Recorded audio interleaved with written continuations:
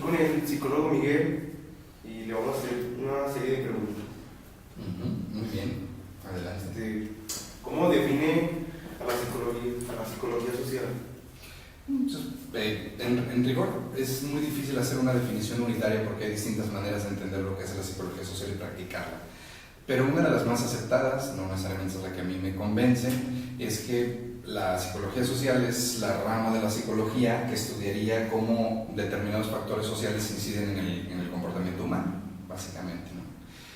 Pero ya digo, hay otras maneras de entenderla. Sí, hay maneras de entenderla que plantean que pues, lo que le interesa a la psicología social es otra cosa mucho más compleja, que es justamente cómo los factores sociales van constituyendo lo que luego entendemos como procesos psicológicos. Es decir, en la primera definición que les contaba, lo social afecta desde lo exterior a lo psicológico, la manera en que nos desenvolvemos.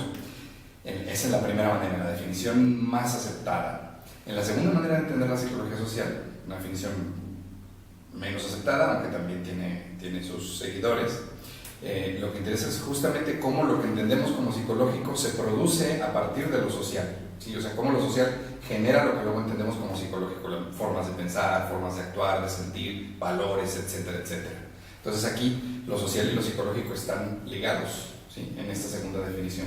Entonces pues, ya pueden hacerse una idea de que en realidad ya desde el momento de definirla nos cuesta trabajo porque no nos ponemos de acuerdo.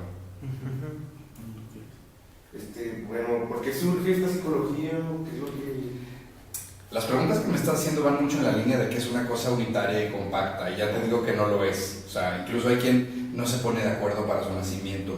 Durante mucho tiempo se ha considerado que la psicología social como disciplina científica nace con los experimentos de un tal Norman Triplett, ahí a finales del siglo XIX.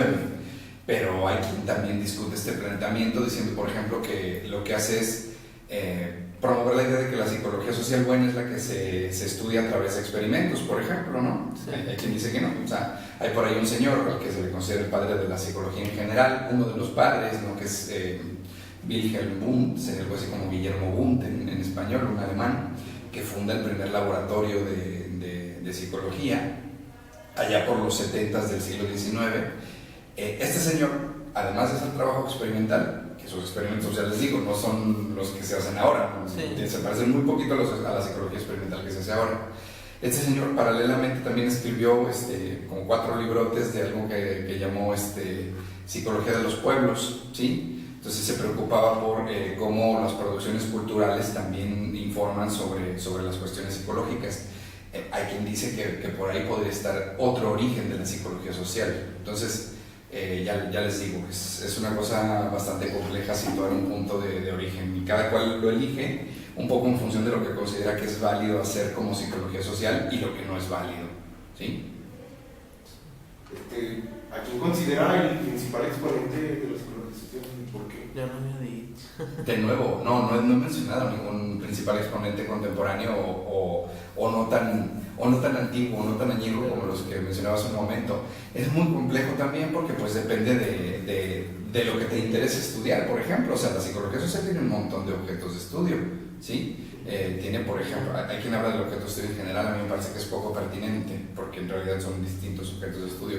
Hay quien se centra, por ejemplo, en interacciones en el ámbito familiar, en interacciones en el ámbito escolar, hay quien se centra, por ejemplo, en la agresión, hay quien se centra, por ejemplo, en las actitudes, hay quien estudia, por ejemplo, estereotipos, prejuicio y discriminación, hay quien estudia, por ejemplo, fenómenos grupales, dinámica de grupos, ¿sí?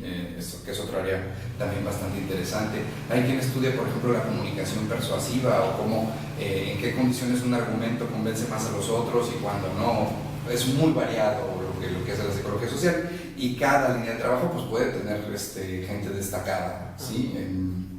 Así que hablar de referentes pues más bien depende de lo que te interese, ¿sí?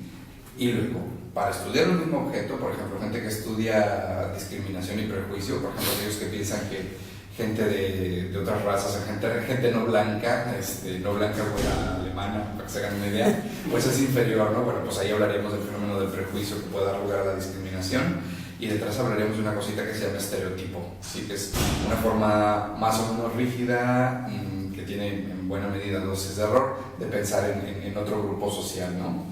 Bueno, pues ahí hay gente que la ha estudiado desde Gordon Allport, sí, hasta gente más reciente como Susan Fiske o personas por el estilo, que pues marcan sus diferencias, ¿no? O sea, hay unas perspectivas que se centran mucho en este tipo de cuestiones de discriminación y prejuicio como como procesos que genera la cabeza, el cerebro, o sea, una orientación cognitiva llamaríamos, y hay otros que se centran más en los componentes sociales o contextuales de esos fenómenos como la discriminación. Entonces, así buscar el gran referente de la psicología social, ¿no? Pero sí te puedo decir a alguien que a mí me parece que es un trabajo muy interesante y además muy raro en el sentido de que no lo puedes clasificar en las líneas que están, digamos, de moda, ¿sí? Es un señor que trabaja en la Universidad Nacional Autónoma de México, en la Facultad de Psicología, que se llama Pablo Fernández Crisler, que hace unas cosas muy curiosas y es psicología social, sí, pero trabaja de una manera muy peculiar y además es muy divertido de leer y te inspira mucho a ver lo que tienes alrededor de formas diferentes, que yo creo que esa es parte del interés de la disciplina, ¿no? O sea, eso que es cotidiano y que estás tan acostumbrado a ver que ni te llama la atención, cuando empiezas a meterte en psicología social, te das cuenta de que es una cosa como curiosa, ¿no? O sea, por ejemplo, alguna vez ustedes han ido a bailar a una psicología, ¿no? Sí. Pares un momento a pensar en lo que está haciendo la gente y es muy curioso que la gente esté parada y moviéndose ahí con música, o sea, Sí. bueno, pues cuando te empiezas a preguntar por este tipo de cuestiones estás empezando a hacer algo que se acerca a psicología social. ¿Sí? Bueno, ¿con qué corrientes psicológicas se relaciona esta? Depende, o sea, de nuevo, o sea, hay quien hace psicología social desde una orientación, por ejemplo, psicoanalítica, ¿sí? De elementos derivados del señor Freud, por ejemplo, y hay quien hace psicología social desde una orientación, situándose en el polo opuesto, completamente conductual. Ustedes ya les contaron del señor Skinner, ¿no? Sí. El cognitismo de Skinner, el estímulo, respuesta, o el condicionamiento operante de Skinner, que más bien parte de la conducta operante y se refuerza. Bueno, pues hay quien hace psicología social desde esta orientación. Entonces, orientaciones, las que están de moda ahora mismo en psicología social son las orientaciones sociocognitivas. No sé si ya les contaron del señor Bandura y del aprendizaje vicario. Bueno, ya llegarán ahí y les va a parecer muy interesante, pero de nuevo, la que está de moda es la sociocognitiva, pero cabe muchas y se practican muchas.